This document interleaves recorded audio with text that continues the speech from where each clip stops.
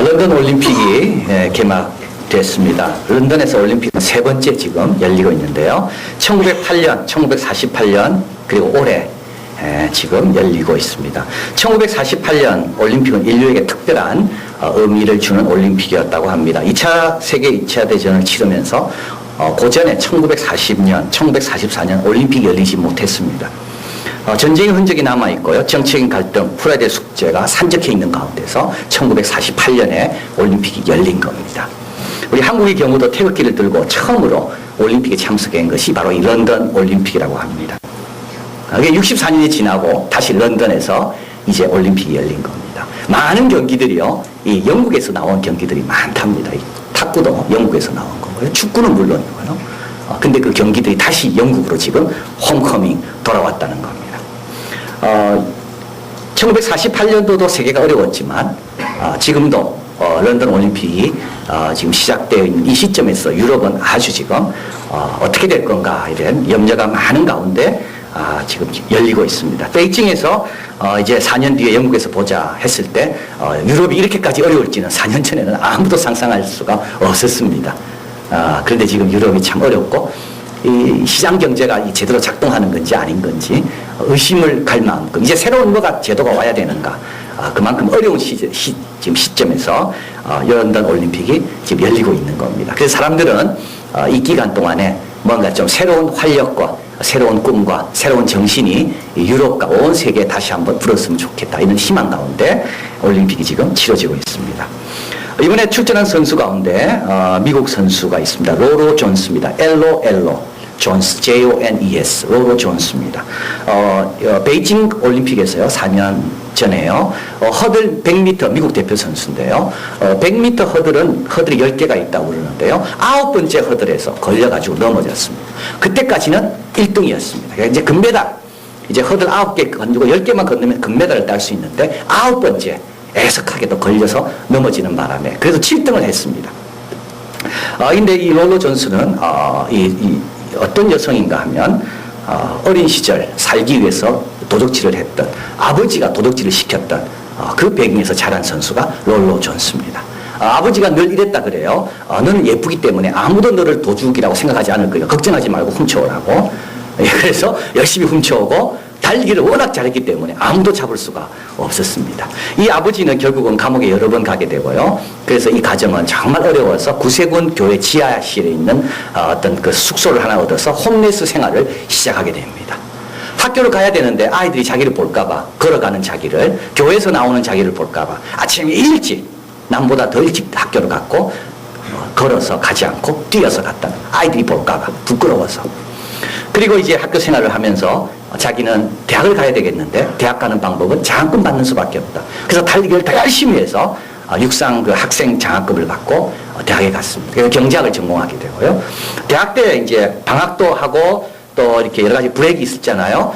여러 가지 뭐 봄방학도 있고 추수감사절 휴가도 있고 이럴 때 이 아이는 홈레스이기 때문에 집에 갈 곳이 없는 거예요. 그래서 학교에 남아가지고 계속 트랙을 달리면서 열심히 운동을 했습니다. 아테네 올림픽에는 참 애석하게도 출정 자격을 얻지 못해서 참석할 수가 없었고, 베이징에서 이제 드디어 금메달을 앞두고 거기에서 이제 실수하는 바람에 넘어진 겁니다. 근데 이번에 이제 한 번 더 런던 올림픽에 나오게 됩니다. 그녀는 독실한 기독교인입니다. 어떤 인터뷰에서도 하나님의 사랑을 부인하지 않고 하나님 때문에 자기가 왔고, 힘든 시절을 어떻게 보냈는가? 힘든 시절은 눈물로 통곡하며 하나님께 기도하며 이겨냈다라고 고백하고 있습니다. 그녀가 이번에 소원하는 것은 단 한 가지죠. 자기가 잘해서 자기처럼 어려움에 있는 사람들에게 격려가 되고 도전이 되고 꿈을 주면 좋겠다. 롤러 존스입니다. 오늘 본문은 전쟁을 치를 때 어떻게 해야 되는 구절인데요. 사실 올림픽 경기를 내보내는 감독의 작전과도 같습니다. 누구를 내보낼 건가? 여기 오늘 본문에 나와 있죠. 어떻게 싸우도록 지시할 건가? 오늘 본문에 나와 있습니다. 그리고 나가기 전에 마음의 자세, 강하고 담대하라. 내가 함께한다. 이런 내용이 오늘 본문에 나와 있습니다. 전쟁법이라고 합니다. 구약 성경 중에 유일하게 전쟁을 어떻게 해야 되는가에 대해서 자세하게 나와 있는 구절이 오늘 본문에 나와 있습니다.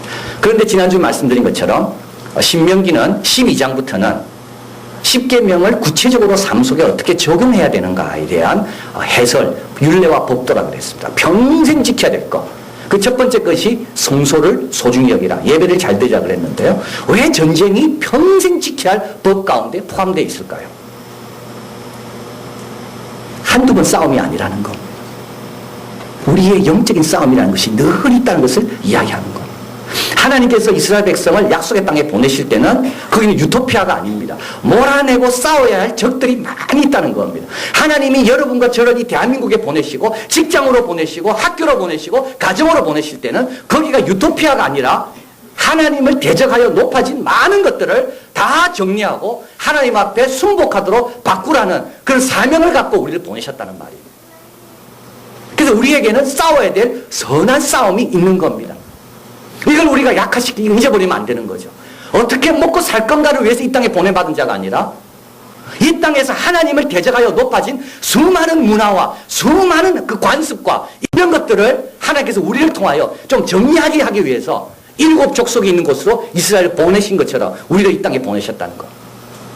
그래서 이게 싸움의 이 모습이라는 게 이게 우리의 현실인 겁니다.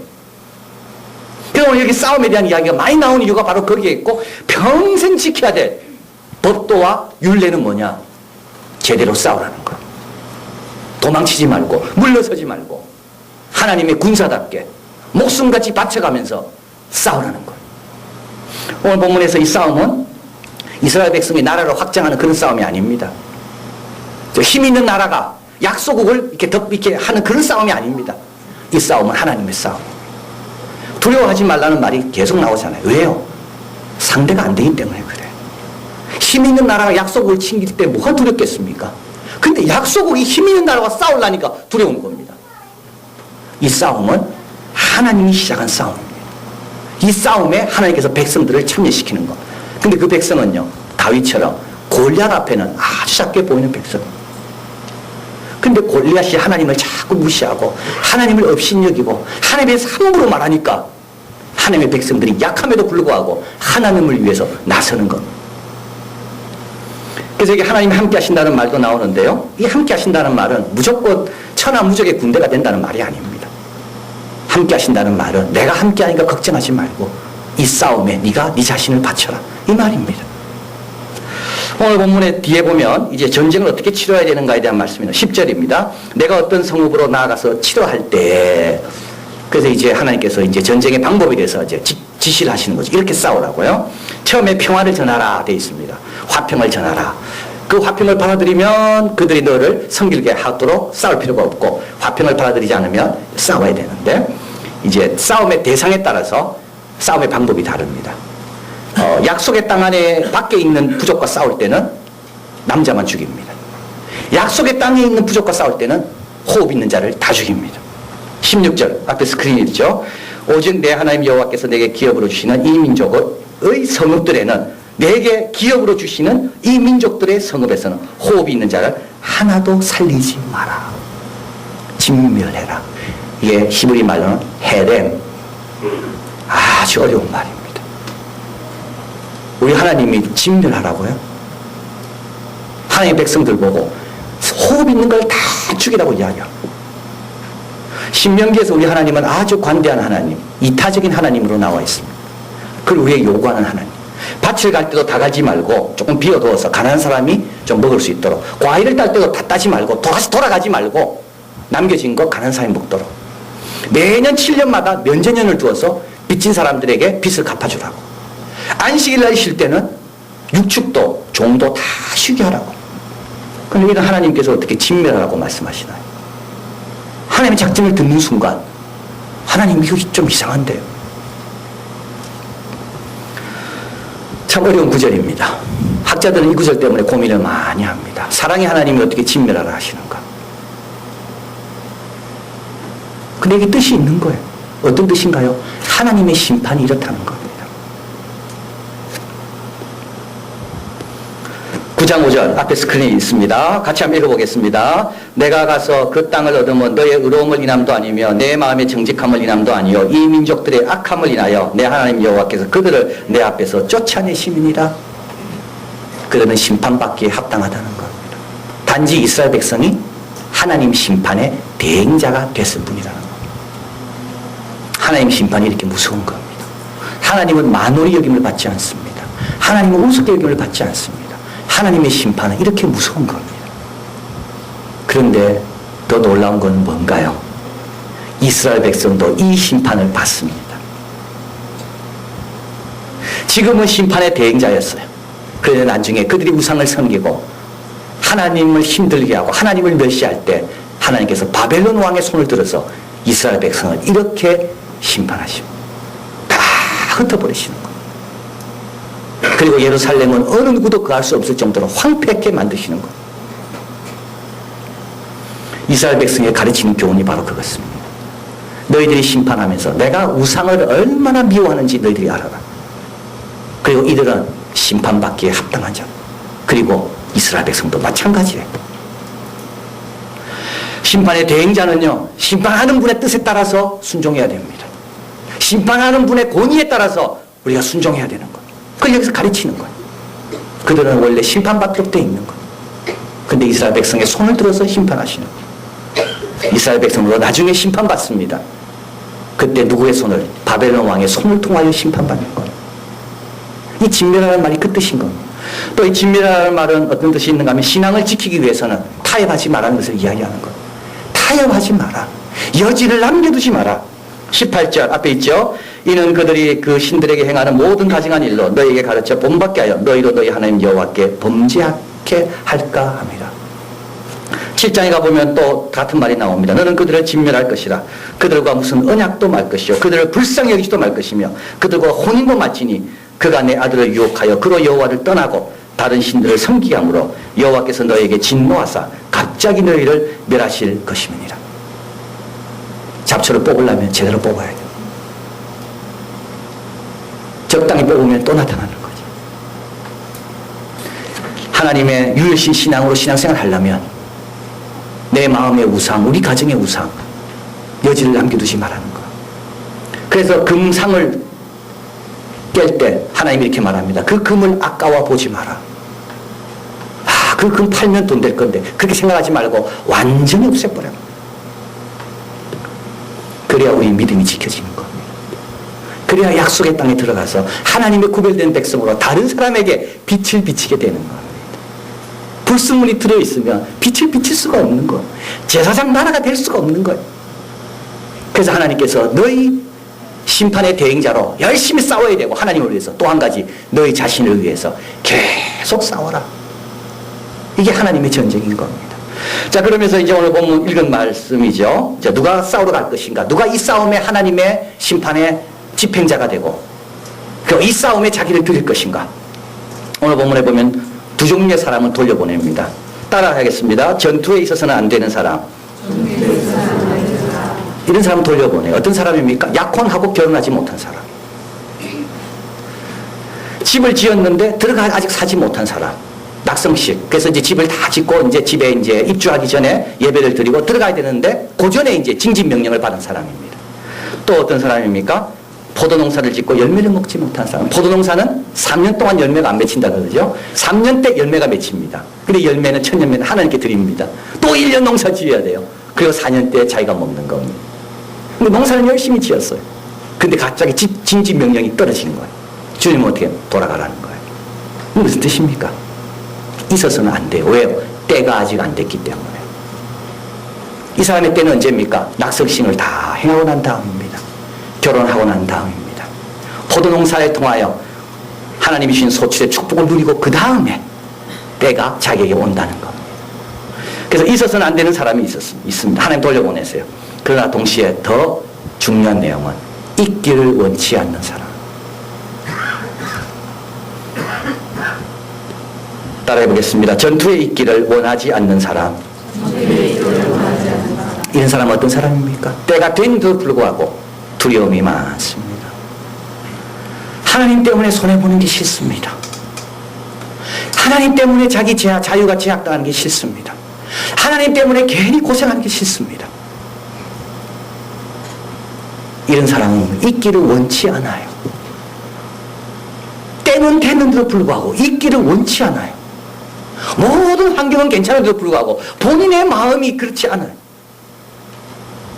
하나님 돌려보내시래요. 그런데 정말 하나님은 돌려보내기를 원하실까? 이런 사람은요, 하나님은 이런 사람의 마음이 바뀌어서 남기를 원하십니다. 그래서 오늘 본문에 계속 이야기하잖아요. 내가 너와 함께한다. 두려워하지 말라. 놀라지 말라. 내가 너를 도와준다. 너를 위해 내가 싸운다. 왜요? 남기를 원하시면 남기를. 자, 그래서 오늘 본문에서 전쟁에 참여하기 위해 이런 마음으로 고쳐먹기 위해서, 마음이 강해지기 위해서 하나님께서 우리에게 세 가지 방법을 가르쳐 주십니다. 때가 됐는데 두려워하는 자, 때가 됐는데도 마음은 안 가는 사람, 때가 됐는데도 헌신하기를 주저하는 사람, 이런 사람들에게 하나님은 세 가지를 가르쳐 주시는 겁니다. 첫째는 뭔가요? 받은 은혜를 생각해 보는 것. 1절 같이 한번 읽어봅니다. 내가 나가 대적과 싸우려 할 때 말과 병거와 민중이 너보다 많음을 볼지라도 그들을 두려워 말라. 애굽 땅에서 너를 인도하여 내신 내 하나님 여호와께서 너와 함께 계시니라. 뭘 기억하라고요? 애굽 땅에서 어떻게 나왔는가를 기억하라는 거. 어떻게 나왔나요? 홍해를 건너고 나왔습니다. 세상에서 제일 강한 군대의 애굽 군대가 쫓아오는 것을 하나님께서 막아준 것을 경험한 사람들입니다. 광야에서는요, 만나를 매일 먹었습니다. 여러분이 받은 은혜를 생각하면요, 별로 주저할 게 별로 없어집니다. 여러분이 그동안 받았던 기도 응답들을 한번 떠올려 보면 하나님을 위해 헌신하는 것이 하나도 두렵지가 않습니다. 받은 은혜가 족한데, 여러분 받은 은혜를 한번 생각해 보십시오. 힘들 때마다 엎드려 기도할 때 문제가 잘 해결된 것이 얼마나 많이 있는지. 은혜를 기억하는 사람은요, 십자가 지는 것이 그렇게 힘들지 않아요. 그래서 주님께서 애굽, 광야 어떻게 걸었는가 한번 봐라. 두 번째는 성소에서 하나님 말씀을 듣는 겁니다. 오늘 본문에 말씀하죠. 3절에 그들에게 이르기를 이스라엘아 들으라. 쉐마가 또 나옵니다. 6장에 들으라 이스라엘아 오직 너희 하나님은 하나인 여호와시니라. 들으라 이스라엘 나왔죠. 여기도 마찬가지예요. 들으라 이스라엘아. 쉐마. 하나님 말씀 듣는 겁니다. 말씀 들으면 어떻게 됩니까? 새로워집니다. 말씀 들으면 힘이 생기고 용기가 생깁니다. 이스라엘 왕들은 전쟁하기 전에 꼭 들른 곳이 있습니다. 전쟁터 가기 직전에 들른 곳이 있다고요. 그게 바로 성소입니다. 성소에 들러서 하나님께 도움을 구합니다. 내가 지금까지 왕으로서 제대로 못했지만 하나님 좀 긍휼히 여겨달라고. 시편 20편에 보면 이 성소에 들른 이 왕, 전쟁을 앞두고 하나님께 도움을 간절히 원하는 왕에게 제사장이 주는 말씀이 있습니다. 환난 날에 여호와께서 내게 응답하시고 야곱의 하나님의 이름이 너를 높이 드시며 성소에서 너를 도와주고 시온에서 너를 붙들고 내 손의 소재를 기억하고 내 번제를 받으시기를 원하노라. 네 마음의 소원대로 허락하시고 내 모든 도모를 이루기를 원하노라. 제사장이 왕에게 이야기해 주는 거. 야, 왜 이거 못했냐 저거 못했냐 그러지 않아요. 네 마음의 소원을 하나님이 이루어 주시기를 내가 기도할게. 자, 그러고 나서 7절 우리가 잘 아는 구절 한번 읽어봅니다. 혹은 병거를 혹은 말을 의지하나 우리는 여호와 우리 하나님의 이름을 자랑하리로다. 이건 누가 하는 말입니까? 백성들이 하는 말입니다. 성소에 와서 예배드리러 온 백성들이 왕이 엎드려 절하는 걸 보고 왕이 엎드려 간구하는 걸 보고 제사장이 축복해 주는 걸 보고 그들이 이렇게 말하는 겁니다. 혹은 병거 혹은 말을 의지하나 우리는 여호와 우리 하나님의 이름을 자랑한다. 수준 있는 백성입니다. 이때 백성들은요 이렇게 말하기 쉽습니다. 그동안 왕은 뭐 했냐? 그동안 저기 말을 키우고 병거를 키울 때 당신이 우리를 위해서 뭘 키웠냐? 이렇게 말할 수가 있습니다. 근데 백성들은요 성수에 와 있기 때문에 관점이 다른 거예요. 그렇게 말하지 않아요. 혹은 병거 혹은 말을 의지하거니와 우리는 여호와 우리 하나님의 이름을 자랑하리로다. 이걸 어디서 듣습니까? 성소에서 듣습니다. 여러분 집에 어려운 일이 생길 때 이렇게 말하시면 참 좋겠습니다. 당신 뭐 했냐? 이 말이 아니에요. 너 뭐 했냐? 이 말이 아니에요. 혹은 병거 말을 의지하지만 우리는 여호와 이름을 자랑한다. 괜찮다. 가라. 성소에서 듣는 거예요. 그리고 마지막으로 하나님께서는 우리에게 믿음의 좋은 사람을 이 곁에 두라고 말씀합니다. 오늘 두려워 떠는 사람 나가라 되어 있습니다. 그 사람 있으면요 계속 뒤에서 수군댑니다. 남겨진 사람 가운데 장군을 세웁니다. 남겨진 사람 가운데 장군 될 그릇들이 있다는 말이에요. 다윗이 용사들이 왜 훌륭했을까요? 사울의 용사 때도 용사했던 사람들인데요. 왜 다윗 때 더 훌륭합니까? 훌륭한 사람 옆에 있으면 자기도 훌륭해지니까. 믿음 좋은 사람 옆에 있으면 나도 모르게 믿음이 좋아지는 겁니다. 토마스 칼라일은 영국의 괴타라고 불릴 정도로 최고의 지성에 속하는 자입니다. 그가 적은 영웅숭배론, 그는 영웅을 두 가지로 이야기합니다. 아주 지극히 단순하더라고. 오늘날은 리더십 이야기하지만 이때만 해도 영웅 이야기했는가 봐요. 영웅의 특징은 두 가지라고 봅니다. 하나는 성실하고, 하나는 위로부터 오는 광명한 빛에 의한 사명감. 성실하지 않은 사람은 영웅이 될 수도 없고 영웅도 아니고. 그는 1604년에 태어나 1660년에 죽은 올리버 크로멜 다음과 같이 이야기합니다. 올리버 크로멜처럼 평가가 양극단으로 갈려지는 인물은 없는 것 같습니다. 왕당파를 처치한 영국의 왕의 목을 벤 정말 용기 있는 사람이다 라고 평가하기도 하고, 어떤 사람은 본인이 왕이 되려고, 본인은 왕은 안 됩니다. 그러나 호국경이 되는데요, 자기 아들까지 그걸 맡기려고 그러려고 그걸 했냐, 완전히 평가가 완전히 양극단입니다. 근데 토마스 카일라일은 다릅니다. 그는 이렇게 말합니다. 아무도 그를 옹호하는 사람이 없다. 성자도 죄인도 그를 사면해 주려고 하지 않는다. 고상한 공적을 이기적인 동기로 훔치려다가 그르친 자라고 말한다. 그러나 나는 나폴레옹보다 훨씬 크롬멜이 위대하다고 말한다. 나폴레옹의 승리는 온 유럽에 거치고 크롬멜은 영국에 머문 사람이지만 나폴레옹에게는 성실성을 볼 수가 없고 오랜 세월을 두고 이름 붙일 수 없는 두려운 존재와의 조용히 걷는 일, 하나님과 동행한 일이 나폴레옹에는 없으며 그것에 의해서만 얻어지는 신념과 힘, 세상에 오는 지위에 만족하지 않고 때가 오면 하늘에서 내리는 번갯불 모양으로 폭발하는 용기가 나폴레옹에게는 없었다. 그러면 12년 동안 침묵에 기다리는 가운데 영국을 움직인 자이다. 금칠한 마차를 쳐다보지도 않았고 하나님 말씀 그것만이 위대한 것이었다고 확신하는 자이다. 그는 땅을 갈고 성경을 읽고 날마다 하인들을 불러 모아 하나님께 예배를 드렸다.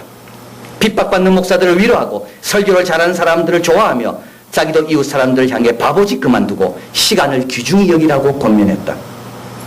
그는 모든 큰일은 기도로 시작한다.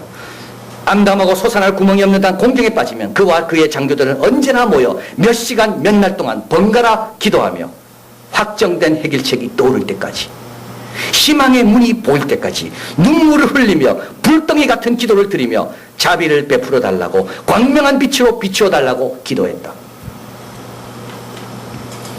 그는 몇십 혹 몇백의 지지자를 가졌지만 몇백만 명의 반대자를 가졌다. 만일 영국 전체가 그를 중심으로 단결하였다면 영국은 그리스도의 나라가 되었을 것이다. 이런 사람들은 세상의 소금이다. 이런 사람들은 이들을 전혀 또는 별로 갖지 못한 나라는 딱한 처지에 놓여 있다. 우리가 만일 이면적인 것, 다만 잎과 가지로 만든 것밖에 가진 것이 없다면 우리의 앞길은 절망이다. 그런 말합니다. 우리에게 30만 개의 붉은 군복으로만 프랑스 사람과 싸워 이길 수 없다. 군복 속에 사람이 있어야 된다. 군복에 불과합니까?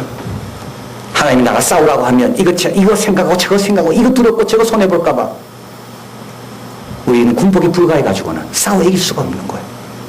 군복 속에 사람이 있어야 되는 거예요. 주님 말씀합니다. 받은 은혜가 족하지 않냐고.